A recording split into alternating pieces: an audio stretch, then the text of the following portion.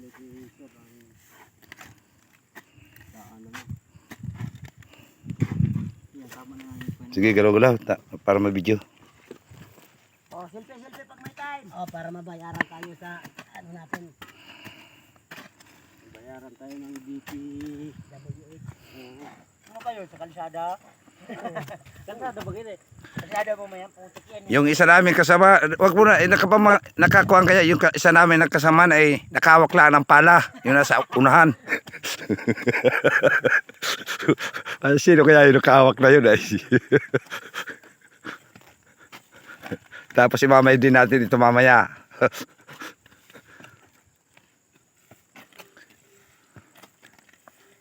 Ama ko panghirap ng kanilang ginagawa ay makapasok lang yung materialis namin sa bahay na pinapagawa ay.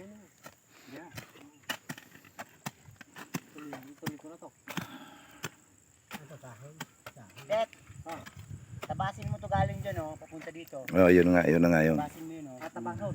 Oh, ito. pag nakita ni Tolpo, tupuan ni Tolpo ng kanyan.